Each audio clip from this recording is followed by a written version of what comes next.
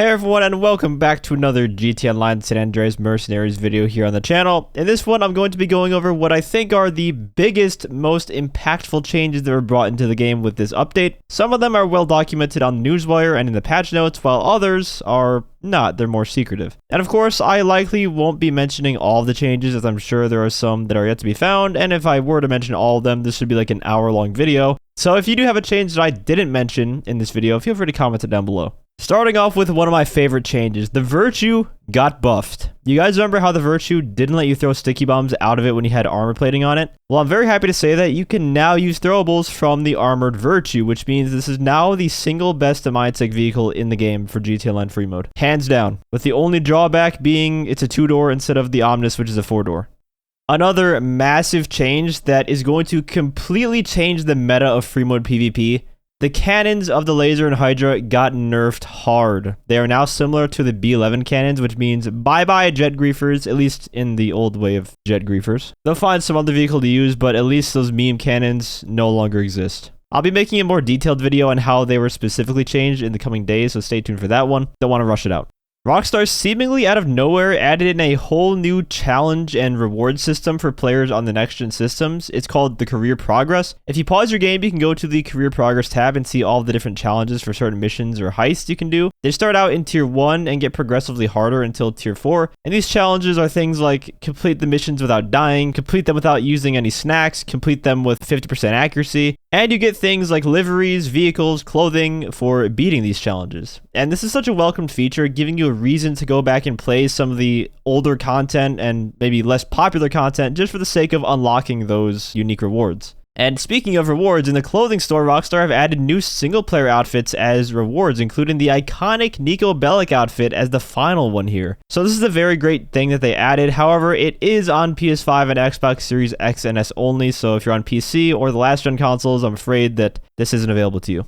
The Hangar got some really nice improvements and additions. Rooster can now be tasked to acquire cargo for you if you pay him 25k. And if you call Ron in the field, you can actually start a source mission without having to go back to your hangar. Although doing it this way will not let you choose what type of cargo you want to source, so that might be a deal breaker for you. Inside the hangar itself, they also added a weapons bench for your Mark II guns, a way to fast travel directly to flight school, and lastly, you can now select which type of source mission you get, air or ground. So if you'd rather do things in the air and do like an air delivery, you can do that. Or if you'd rather the mission be more on the ground, then you can choose that one. All of these are very good improvements to the hangar property. There are 5 new RC time trials that were added into the mix, and these will now rotate on a daily basis rather than a weekly basis. And with that, they also decreased the pay to about $75,000. It's double that for me because of GTA Plus at the moment. The current GTA Plus event gives you double money on RC time trials. However, this is still technically a buff overall because you're getting that $75,000 daily as opposed to $100,000 for a weekly time trial.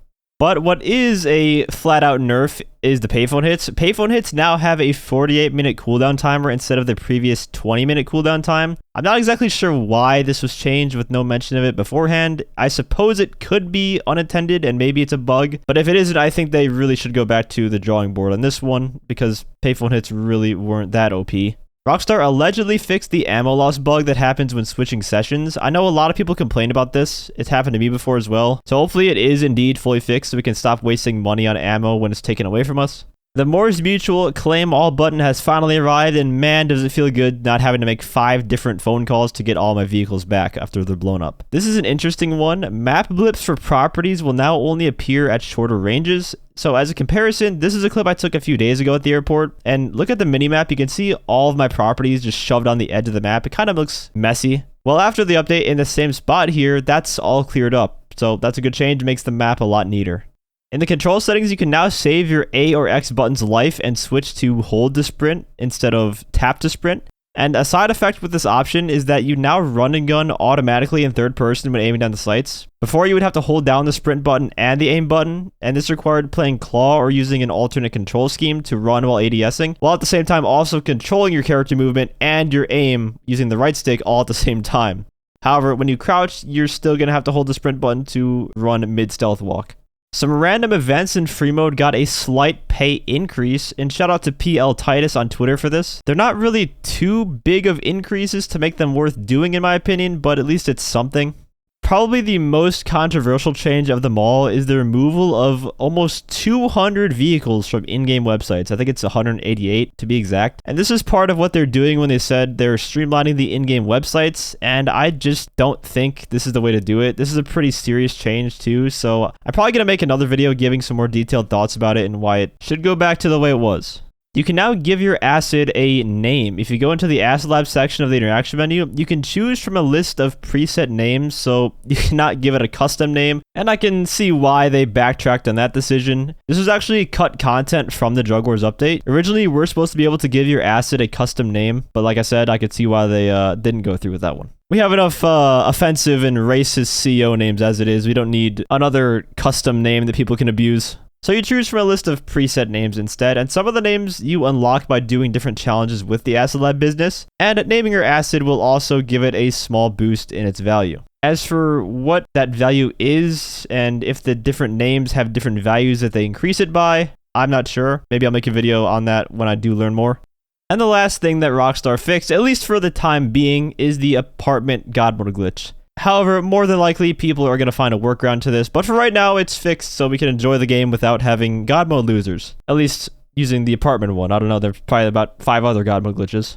And I want to end off with one thing that didn't get fixed, and this is going to make a lot of Xbox players in particular mad. This is the input glitch I'm talking about. This still happens after the update. It did not get fixed, and for a lot of players, this is a game-breaking bug, and I just don't know why they aren't addressing it properly. I've seen a lot of people say they quit playing the game because of how common it is for them. Fortunately for me, I've only had it once. Very recently, I had it my first time, but it's been in the game since the Drug Wars update. And for those of you who don't know what this glitch is, essentially, you're just playing the game, and your controller will just stop working. The only thing that works is the Xbox dashboard button, so you have to quit your game completely and restart it. It's really game-breaking, and no one knows what causes it. No one knows exactly a permanent fix to it either. All in all, it's just a horrible bug. But there you have it. Those are tons of changes that were made as part of the San Andreas Mercenaries DLC. Again, if I didn't mention something that was changed, feel free to drop it down in the comments. I just wanted to mention the things that I felt were the most important here. If you enjoyed the video or found it helpful,